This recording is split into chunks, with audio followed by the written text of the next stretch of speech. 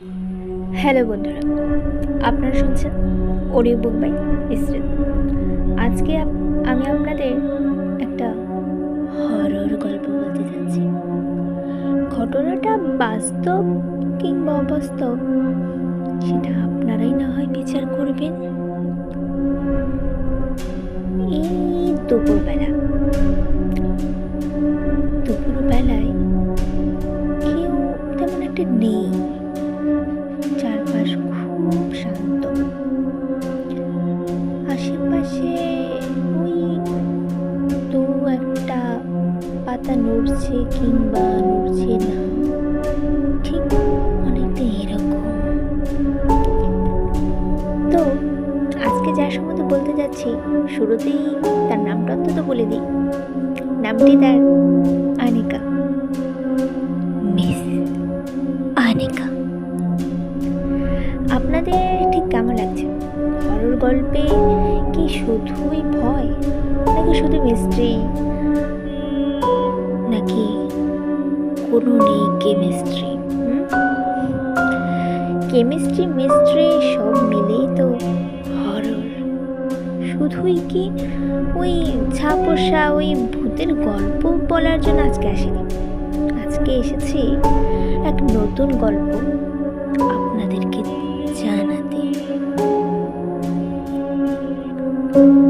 তবে চলুন শুরু করি। আনিকা এবার ইংরেজি বিভাগে প্রথম বর্ষের ছাত্রী। মেয়েটি খুব ভদ্র, ভীষণ ভালো, খুব মিশুকে, মানে হাসি খুশি, মানে মিশুকে বললে ভুল হবে, খুবই মিশুকে একটি মেয়ে। সবার সাথে ভালো ব্যবহার করে চলে, কিন্তু মেয়েটি একটু ওই ভূতের গল্প শুনতে চায়। ভূতের গল্প। একদিন ওর বান্ধবীর কাছে ও ভূতের গল্প শুনতে চাইল। কোথায় জানেন? ক্লাসরুমে। তো বান্ধবী বলল, আচ্ছা ঠিক আছে, বাট ক্লাসরুমে ভূতের গল্প মানে এটা কেমন, মানে এটা ঠিক কেমন হবে? মানে ক্লাসরুমে ভূতের গল্প, এটা তো এখন সেই ছোটবেলাকার মতো বাচ্চা মানুষ তো আমরা আর নই, তাই না? তো যাই হোক, শেষমেশ আনিকার সেই বান্ধবী রাজি হলো। আনিকা চোখ বন্ধ করলো, চুপচাপ চারপাশ। ক্লাসরুমে কেউ নেই, শুধু আনিকা আর ওর সেই ভূতের গল্প বলা বান্ধবী ছাড়া। এরপর সেই ভূতের গল্প শুরু হলো এক নতুন আঙ্গিকে, যা কেউ কোনোদিন শুনিনি।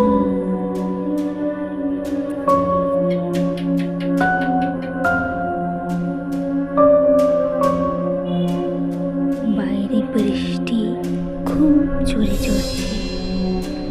আশেপাশে কয়েকটা গাড়ি পার্ক করা রয়েছে। বজ্রপাত হচ্ছে তীব্র বেগে, প্রচণ্ড প্রচণ্ড সেই শব্দ। কান পাতলে আর কিছু শোনা যায় না, শুধু শোনা যায় অন্য জগতের শব্দ। একটি ছেলে হেঁটে যাচ্ছে। এই লাইব্রেরি থেকে ফিরল মাত্র, মেডিকেল স্টুডেন্ট, ফার্স্ট ইয়ার। ঠিক এর মাঝেই ক্লাস থেকে বের হতে কেমন যেন ওর মনে হতে লাগলো পিছন থেকে কেউ যেন ওকে ডাকছে কিংবা ওর পেছন পেছন কেউ আসছে। কিন্তু ওর কেবলই মনে হতে লাগলো, কই আমার পিছনে তো কেউ এবার শব্দটা আরো তীব্রতর হলো।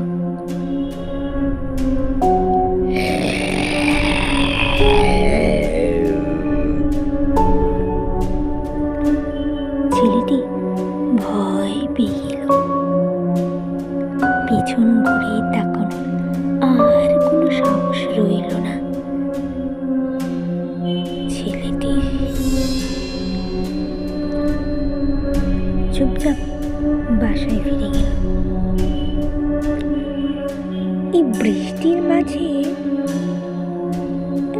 কিসের প্র্যাকটিক্যাল ছিল ওই মেডিকেলে পড়ুয়া স্টুডেন্টে, ওই ছেলেটি? এটা কোনো প্র্যাকটিক্যাল ছিল না, ছিল তবে অন্য জগতের প্র্যাকটিক্যাল, যেখানে মানুষের শরীরকে এক অন্য জগতের সাথে কানেক্টেড করা হয়, অন্য জগতের সাথে কানেক্টেড করা হয়, যেখান থেকে আর কোনো মানুষ ফিরে আসতে পারে না। যাই হোক, ছেলেটি বাসায় ফিরে সেই প্র্যাকটিক্যালের নোট ডাউন করা খাতাটি এপিট ওপিট করে যাচ্ছে ক্রমাগত, কিন্তু কোনো উত্তর মেলাতে পারছে না। যা সে টুকে এনেছিল প্র্যাকটিক্যাল ল্যাব থেকে, সেগুলো কেমন জানি উলট পালট হয়ে গেছে, পুরোটাই ভিন্ন, মিল নেই। কেন হলো এমনটা? ছেলেটি বলল, এটা কি করে হতে পারে? আমি তো এটা এটা এটা লিখে নিয়ে এসেছিলাম, এটা হয় না, এটা এটা হবে কি করে, কি করে কি করে কি করে? এটা তো হতেই পারে না। আমি তো ঠিক করে ডিসিশনটা করেছিলাম তো ডিসিশনটা, কিন্তু সবটাই তো লিখে এলাম, তো হলো কি? কি করে এটা হতে পারে? এত বৃষ্টি ঝড় মাথায় নিয়ে এসে এখন যদি সেই লেখাটাই উবে যায়, কি করে কি করবো? ছেলেটি খুবই বিরক্ত হয়ে গেল। চারপাশে শুধুই নীরবতার ছাপ রয়ে গেল, ভীষণ নীরবতা। ছেলেটি খুব অন্ধকার ভালোবাসে, আলো সে ভালোবাসতে জানেই না, কখনোই না। এরপরে ছেলেটি আবারও সেই প্র্যাকটিক্যাল ল্যাবে চলে গেল। ল্যাবে গিয়ে সেই মরা দেহের ওখানে এক ভীষণ বিভৎস রকমের এক মৃতদেহ। ছেলেটি ভয় পেল না, ও ভয় পেতে জানে না। ফার্স্ট ইয়ার বলে কি হবে? ও তো এরকম লাশ কাটাকাটি নিয়ে অনেক দিন ধরে কাজ করে, কারণ ওর বাবা ছিল লাশ কাটা করে, মানে ওই ডোম আর কি। সেখান থেকে ওর নানা যাত্রা শুরু হয়েছে, বিভিন্ন রকমের যাত্রা। ও একটা ওই রিসার্চ করতে চায় যে মরা মানুষকে কিভাবে তাজা করা যায়, কি তাজা করা যায়। ও আবারও ডিসেকশন করা শুরু করলো। ডিসেকশনে হুট করে হাতটা বাড়িয়ে দিল, একটি ঠান্ডা হাত।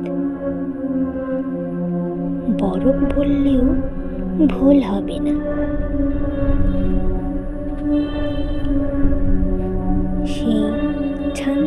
হাতে ছেলেটির হাত ধরে ফেলায় ছেলেটি আটকে ওঠার বদলে কি হলো জানেন? খুব খুশি হয়ে গেল, খুবই খুশি হয়ে গেল। কারণ ওর রিসার্চ তো কাজ করা শুরু করে দিয়েছে, এটা ও মনে করা শুরু করে দিল। কিন্তু এটা ওর তো রিসার্চের অংশ নয়, রিসার্চের অংশ। এটা হচ্ছে সেই জগতের অংশ, সেই প্র্যাকটিক্যাল যেখানে কোনো মানুষের বসবাস চলে না। কি বললাম? চলে না। ছেলেটি পেছন করে তাকালো। হুট করে প্র্যাকটিক্যাল ল্যাবের রুমের লাইটটি বন্ধ হয়ে গেল। এরপর ও আলো জ্বালাতে যাবে, ঠিক তখন বাইরে জানালা দিয়ে কাউকে যেন সে দেখতে পেল। সে এক অদ্ভুত রকমের মুখশ্রী, চেনাও যাচ্ছে না, আবার একে ওই অচেনাও বলা যাচ্ছে না। চেনার ভেতরে খুব অচেনা। এরকম মানুষদেরকে নিয়ে আমরা খুব বিভ্রান্তি পড়ে যাই। আগে কি দেখেছি নাকি কখনো তার সাথে দেখাই হয়নি। ছেলেটি খুব অবাক হয়ে 2-3 মিনিট তাকিয়েছিল, আর পেছন ঘুরতেই দেখল পেছন ঘুরতেই সেই মৃত মানুষটি পুরো জলজ্যান্ত দাঁড়িয়ে রয়েছে। চোখে নেই চোখ, হাত কাটা, গলা ঝুলে আছে পায়ের নিচে, পা ঝুলে আছে মাথার উপরে, হাত দুটো উল্টো হয়ে পেছন দিকে, আর হৃৎপিণ্ডটা ধুক ধুক ধুক ধুক করে শুধু ধিপ ধিপ করে জ্বলছে, যার সাউন্ড শোনা যাচ্ছে। ছেলেটি চমকে উঠল, এরকম তো আমি দেখিনি, কি করে এটা হলো? ছেলেটি ভীষণ ভীষণ ভীষণ ভয় পেয়ে গেল। এতটাই ভয় পেয়ে গেল যে সে আর কিছুই বলতে পারল না।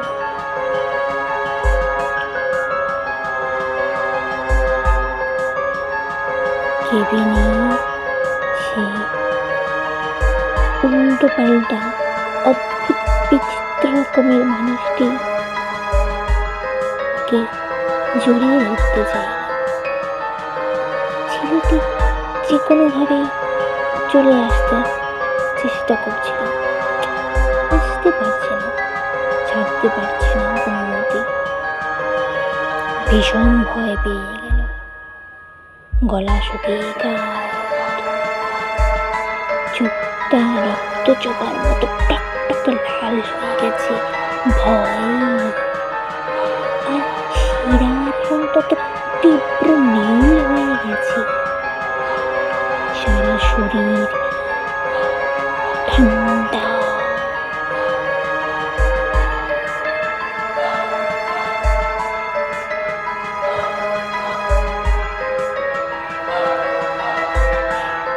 গল্পটা এখানেই শেষ হয়ে গেল।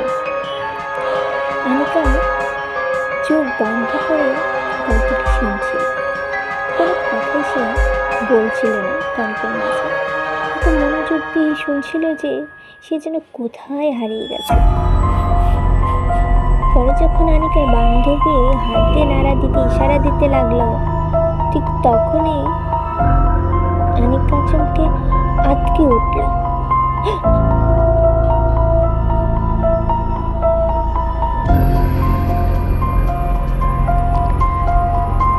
পরে ওই আনিকার বান্ধবী আনিকাকে বলল, আনিকা, তোমার কি হয়েছে? এমন আটকে উঠলো কেন? খুব ভয় পেয়ে গেছিলে? আনিকা বলল, না না, অতটা ভয় পাইনি, তবে বেশ মজা লেগেছে। ও আচ্ছা,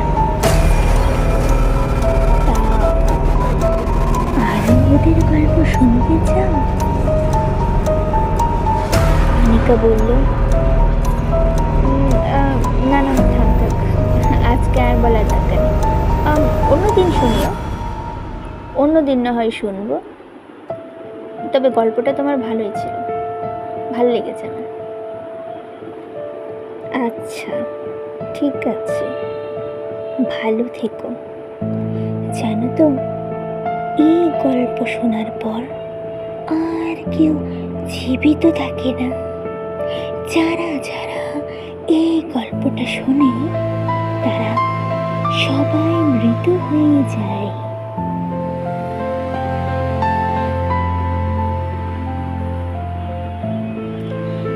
আনিকা বাসায় চলে গেল। আনিকার বান্ধবীর সেই শেষের কথাগুলো আনিকাকে বেশ ভাবালো। এটা সত্যি, যারা শুনে তারা সত্যি মারা যায়? আনিকা ঠিক বিশ্বাস করতে পারল না। মানছি আনিকা একটু ভূতের গল্প শুনতে ভালোবাসে, এর মানে এই নয় ও যে খুব ভয় পায়, মানে খুব ভীতু আর কি, এটা বলা যায় না। ভীতু হলে ওই ভূতের গল্প আর অন্তত হলেও শুনতে চাইতো না। আনিকা এখন বাসায় তো চলে গেছেই, কিন্তু এখন তো আর দিন নেই, রাত হয়ে গেছে।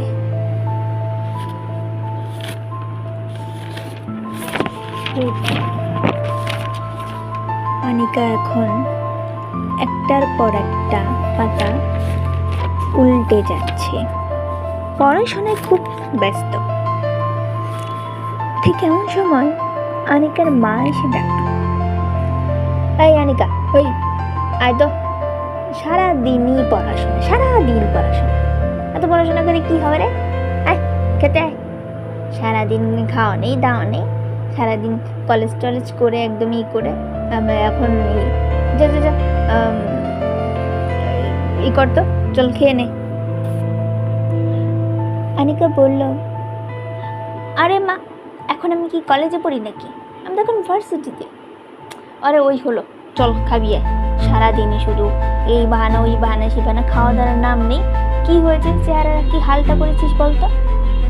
চল চল খাবি চল। আনিকা আর কোনো দ্বিমত করতে পারল না তার মায়ের সাথে, চলে গেল। খাওয়ার টেবিলে গিয়ে সে কাকে যেন অনুভব করতে লাগলো। মনে হলো ওর পাশে কেউ বসে আছে, কানে কানে ফিস ফিস করে বলছে কেউ, আনিকা এসো আমাদের সাথে, এসো আনিকা, আনিকা এসো, এসো আনিকা এসো।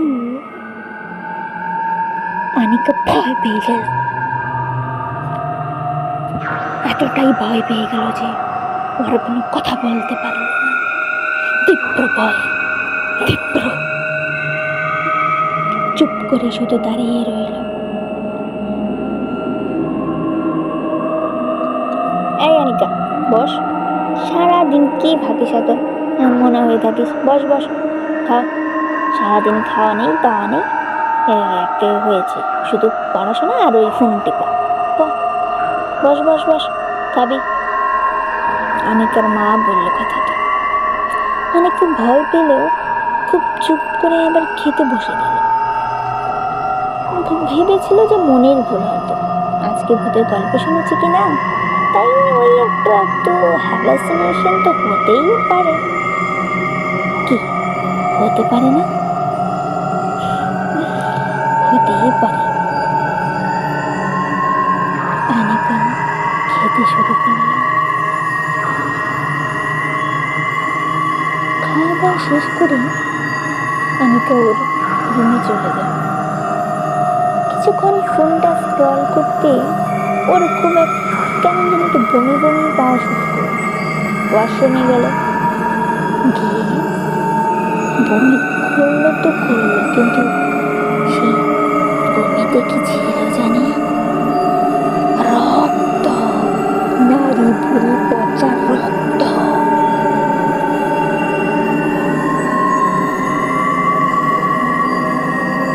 আর পেছন থেকে একটা রক্তমাখা হাত ওর মুখ চেপে ধরল।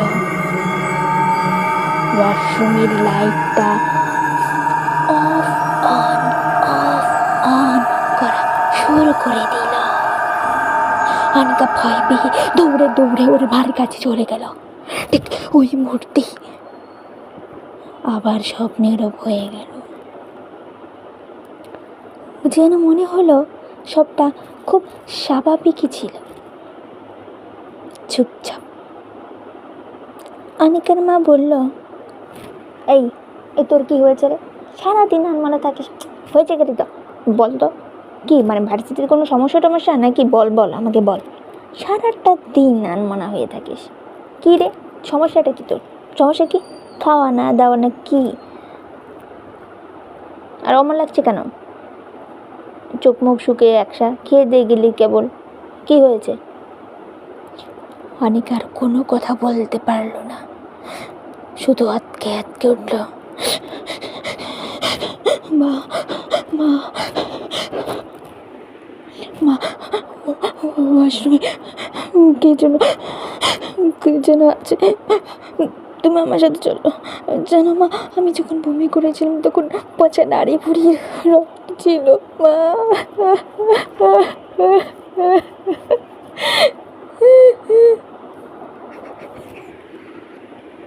অনিকার মা কিছুটা বিব্রত অবস্থ হলো, কি বলছে কি, কিন্তু পরক্ষণে এসে গিয়ে দেখল এসবের কোনো কিছুই নেই। পরে অনিকাকে এমন জব্দ করলো ওর মা, কি সারাদিন মিথ্যে কথা বলা না, মানে ভূতের গল্প শুনেছ তো ভূতের স্টোরি লাগাও, ভূতের স্টোরি মাকে শোনাতে আসো, আচ্ছা করে দেবো একটা ভূতের স্টোরি শোনাতে এসেছে আমায়। তা মন দিয়ে পড়তে বস, সারাদিন ফোন দেখা বন্ধ তোর। না মা, আমি সত্যি বলছি, ছিল ছিল ওখানে, তুমি বিশ্বাস করো মা, বিশ্বাস করো। অনিকার মা বলল, আমি বিশ্বাস করি না, আমি বিশ্বাস করি না, বুঝতে পেরেছিস? যা পড়তে বস, আর একদম ফোন ছুঁতে পারবি না। রাত কেটে গেল, কি রাত কেটে গেল। সকালে দেখেই সবাই চমকে গেল, ভোর হয়েছে অনেক আগে। অনিকার মা অনিকার রুমে গিয়ে দেখল অনিকার তার বেডরুমের বেডটাতে শুয়ে নেই, ও রয়েছে ঝুলে, ফ্যানে ঝুলে, গলায় ওড়না পেঁচিয়ে। অনিকার বেঁচে নেই, মারা গেছে। সবাই এলো, কিন্তু অনিকার সেই ভূতের গল্প শোনানো মেয়েটি আর এলো না। কেন জানেন? কেন এলো না? জানতে হলে যে অনেকটা অন্য জগতের পথের দিকে হাঁটতে শুরু করতে হবে। হেঁটে যেতে চান সেখানে? তাহলে যে মৃত্যুকে বরণ করতে হবে।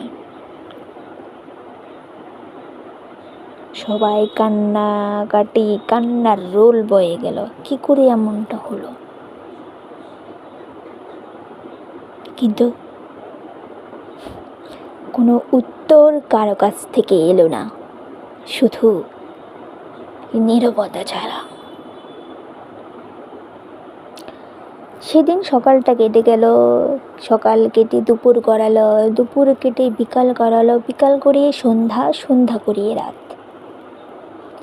আনিকার মা কাঁদছে আর কাঁদছে। হঠাৎ করেই পেছন থেকে কারো ছায়া দেখতে পেল। সেই ছায়ায় ছিল আনিকা। আনিকা বলল, মা মা আমি ওই অন্য যুবদের পথে যেতে চাই না, যেতে চাই না, আমাকে বাঁচাও, আমাকে বাঁচাও মা, আমাকে বাঁচাও।